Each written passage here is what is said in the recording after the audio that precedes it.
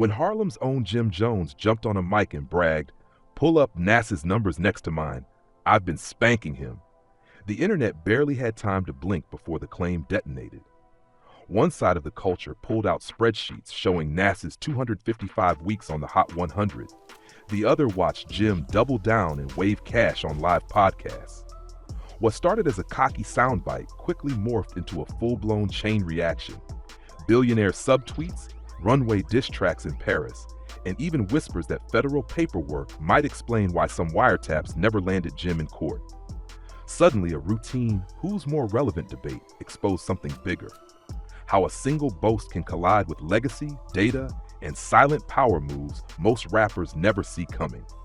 Nass answered without a verse, Pusha T plotted from a Louis Vuitton catwalk, and 50 Cent dusted off receipts that paint Jim as the industry's loudest liability. Meanwhile, every podcast mic Jim touched only tightened the noose he'd thrown around his own rep. This is the anatomy of a boast turned boomerang, a real-time lesson in why, in today's rap game, clicks can't compete with catalog, and silence can be the sharpest diss of all. Jim thought numbers would crown him.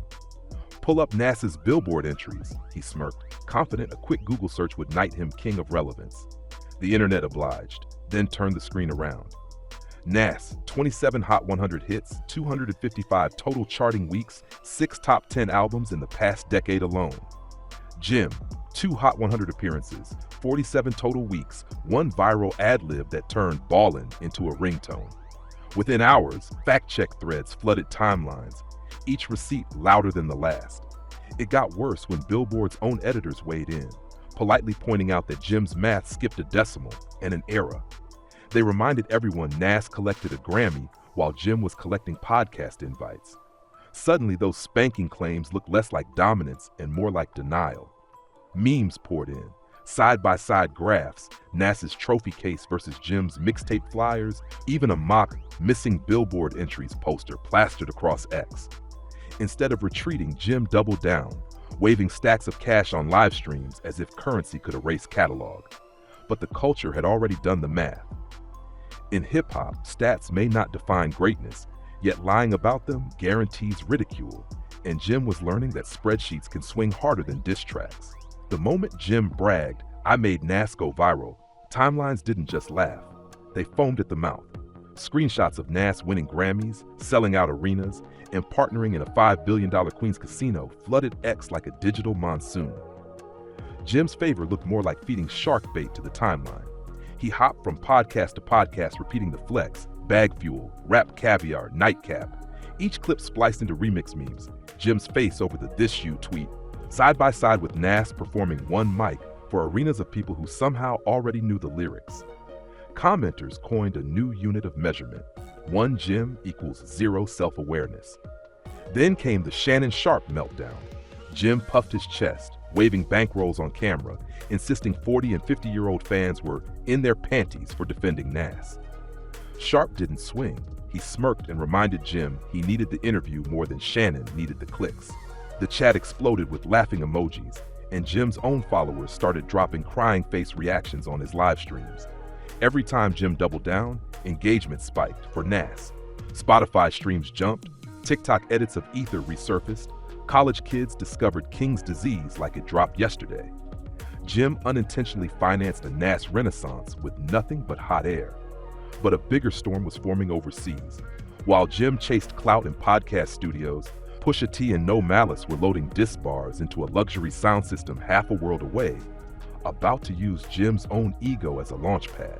And the moment the beat hit Paris, the industry realized this wasn't just viral chatter, it was a setup. While Jim kept flexing in podcasts, a completely different league was designing his downfall 3,600 miles away. Pharrell's debut Louis Vuitton menswear show, the most watched runway of the year, paused mid-strut as a sinister beat thumped through the Tint DuPont Neuf sound system. The song was brand new Clipse, and before the crowd could process the reunion, Pusha T sliced through the glamour with 9 words that froze every sneaker in the building. "I'm watching your fame escape relevance, out of your element." No one needed the genius annotation. Everyone knew the elephant was Jim. It was weaponized luxury. Beyoncé nodded, Jay-Z grinned, Fashion editors scribbled, and Pusha seized the kind of audience Nielsen can't even measure. He fired at Jim's desperate Drake cosign, chasing a feature out of your element, while Pharrell, the architect of Clipse's sound and LV's new creative chief, orchestrated the moment like a silent co-conspirator. Even the location was shade. LV headquarters overlooked the same river Napoleon once called the Highway of Kings. Pusha wasn't just mocking Jim's chart stats, he was reminding him that influence lives where culture is minted, not where viral rants echo. Seconds later, No Malice resurfaced with a bar aimed squarely at Bird Gang, flipping "We All Parrots" into a dagger that made Harlem gasp. Fans caught the double entendre immediately. Bird Gang is Jim's calling card, and Twitter erupted with memes of parrots wearing pink Dipset furs wobbling off a perch. Overnight, Chains and Whips wasn't just a runway anthem. It was a chess move that repositioned Clipse as apex predators and bumped Jim out of the food chain he'd been bragging about. But Paris was only the opening salvo. Back in New York, Summer Jam was about to show Jim what real silence feels like. 24 hours after Paris, New York's Summer Jam looked like Jim's chance to regain momentum. He hyped it as Harlem Takeover, promising surprise guests, new heat, and Dipset nostalgia.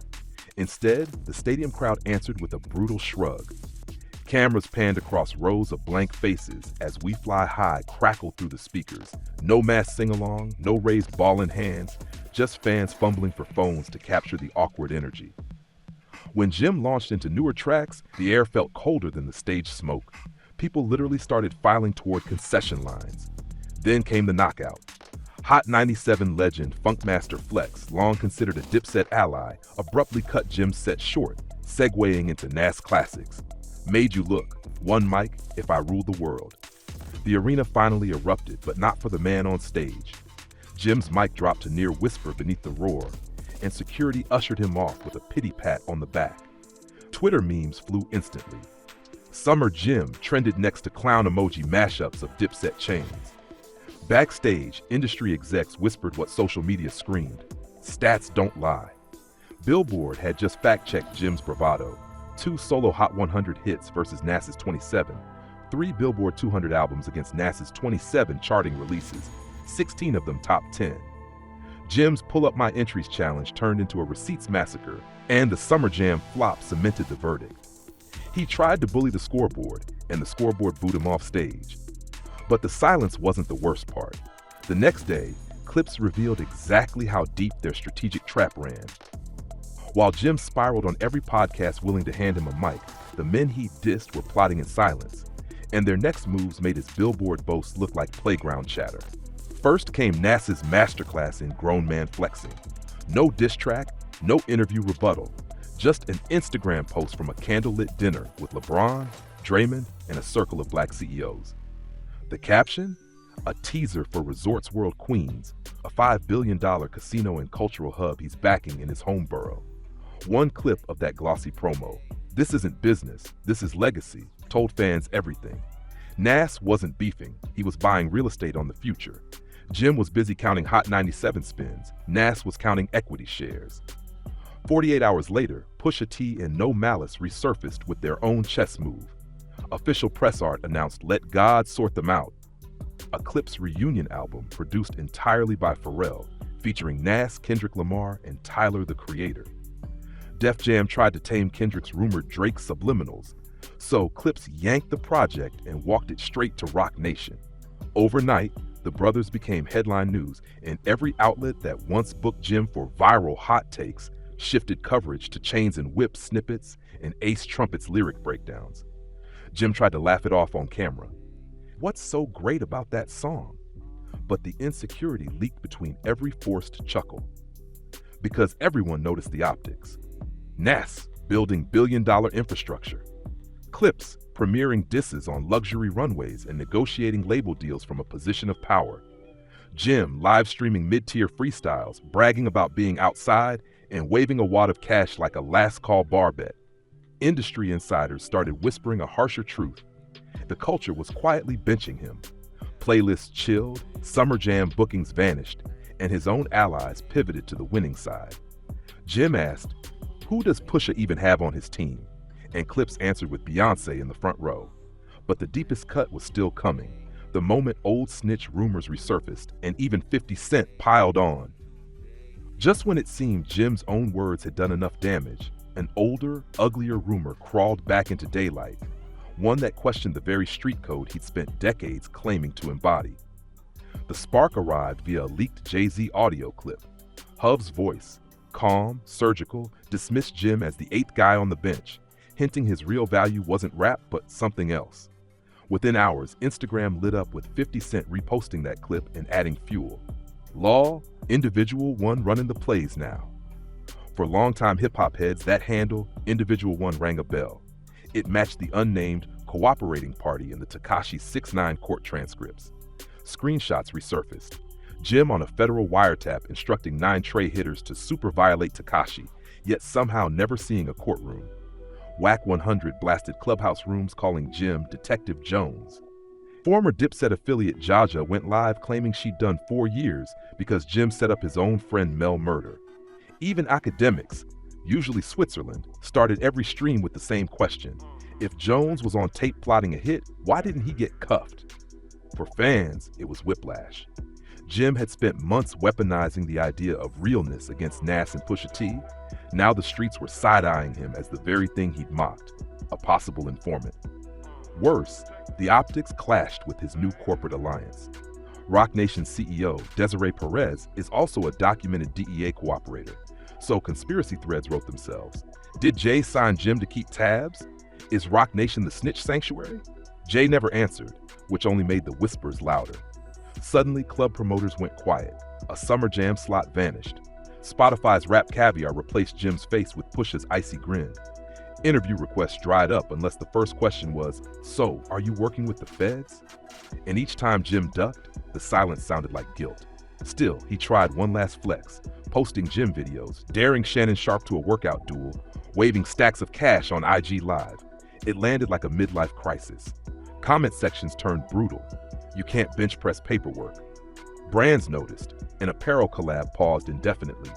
Even longtime Dipset fans began streaming clips out of spite. By the end of the summer, the temperature was Antarctic. Nass was finalizing casino blueprints. Clipse filmed a lavish Let God Sort Them Out visual in Monaco, and Jim? He was on Twitter Spaces arguing with anonymous avatars about chart stats, his ringtone ironically set to ballin'. The verdict felt inevitable.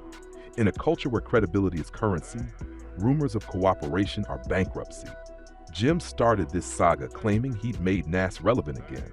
The punchline is that Nass, Pusha, and no Malice never had to rhyme a single rebuttal. Billion-dollar deals, runway premieres, and a few well-timed leaks did all the talking. Up next, the Fallout's final stage. Will Clipse's reunion track featuring Nass seal Jim's fate? Or does the Bronx Hustler still have one miracle play left? So here we are. Jim Jones chasing algorithms, Nass building casinos, and Clipse plotting couture-level payback. All because one Harlem vet thought a hot take would eclipse 3 decades of lineage. In the space of a few interviews, Jim managed to trigger a legend, resurrect a duo, and expose rumors that cut deeper than any diss track. Meanwhile, Nass keeps trading verses for venture capital, and Pusha T is loading up something colder than Paris in January. Maybe Jim's next move will be the comeback plot twist nobody sees coming, or maybe the culture just turned the page without him. Either way, the lesson sticks. In hip-hop, relevance isn't claimed, it's confirmed. By charts, by legacy, and sometimes by the silence of giants who don't even have to answer. Keep watching. The next verse might decide who's really still in the conversation when the echoes die down.